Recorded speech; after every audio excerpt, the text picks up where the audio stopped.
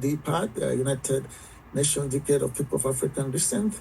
I was able to attend the third session that was last April, and was part of the few that made a presentation. I gave a speech on operationalization of the already agreed protocols in the first and the second sessions, so we don't continue to gather and just come up with resolution and nothing is being done to implement them. I believe in proactivity and in action. So I want to use the opportunity to really thank SBCCI and those who advocated for the extension of this decade of people of African descent by the Canadian government. The extension to 2028 gives us a lot of leverage, a lot of opportunity to put things right.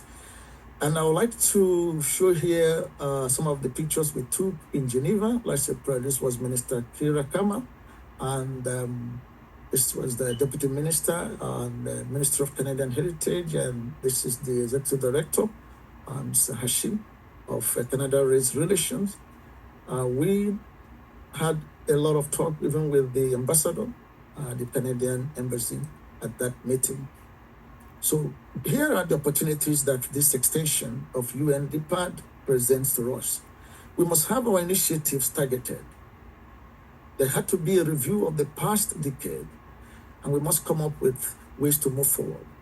We also need to strengthen our network. The intermediaries are doing an excellent job in partnership with SBCCI. We must raise a powerful policy advocacy that will push for changes in the legislature and other institutions. We must embark on public education because education is key to transformation. The Black communities need to be aware of the Canadian systems before we can talk about addressing systemic barrier. So I've come about to talk about systemic change, which is an area that we work massively on, and we've published some report on this area. We lack equitable representation, especially in public policy tables. We need to change that. We need to also embark upon educational reform. Most Black kids in public schools have no idea about African culture, and they leave to study about other cultures. Their culture is not represented in the curriculum. Economic empowerment is very important. I know that there have been endowment fund and funding for the Black Entrepreneurial Fund, but that fund needs to also be increased and devise means of making sure that all those who qualify are supported. The justice system also need advocacy. We need to be able to come up and talk about the inequalities and the issues surrounding Black injustices and the Black justice system that is a little bit skewed. Healthcare access is also another key area that we should also talk about, especially mental health.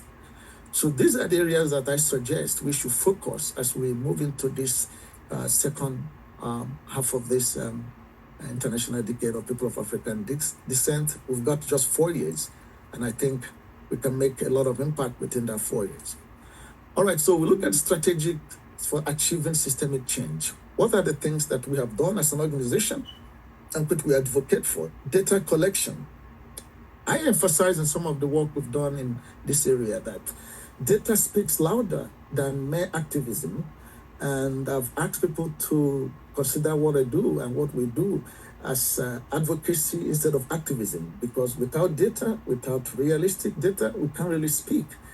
So coalition building is important. There has to be coalition building across the coast to drive home our needs, our demands. Leadership development should be key within the Black organizations and Black communities. We need leaders who can be trusted to deliver the required services and to represent us in places of authority and power. Policy engagement is key. Without this, we will not move forward. In many places where issues bothering Africans are made, you realize that no African, no Black person is on that table. And this is a very big gap that needs to be addressed. All right, so I also want to point out the role of community-led research. I do project design as part of my consultancy work, and people find it difficult to really understand why they do what they do, and that brings about lack of impact in the community.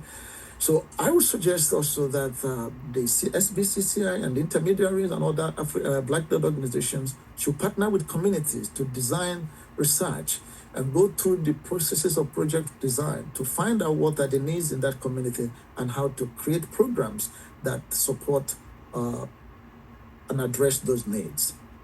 We talk about digital inclusion.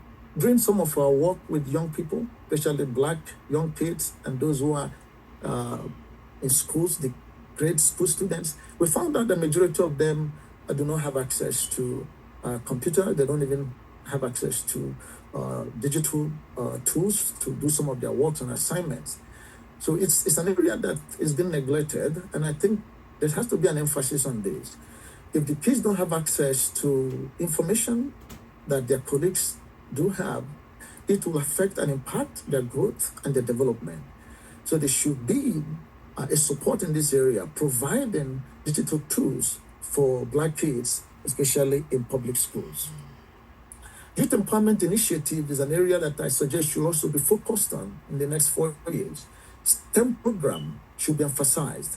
We need more Black women in this sector. We need leadership development, as I talked about before, training these young people because they will take over from some of us as we age.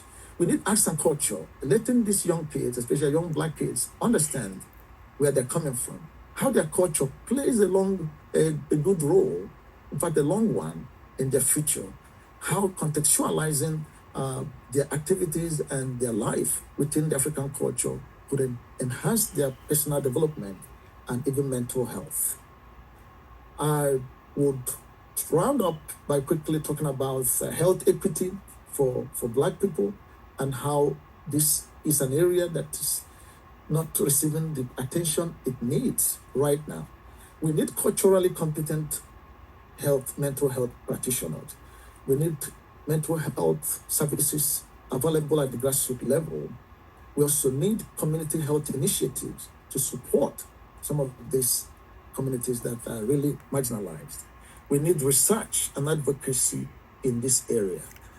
And then we need economic empowerment, business support.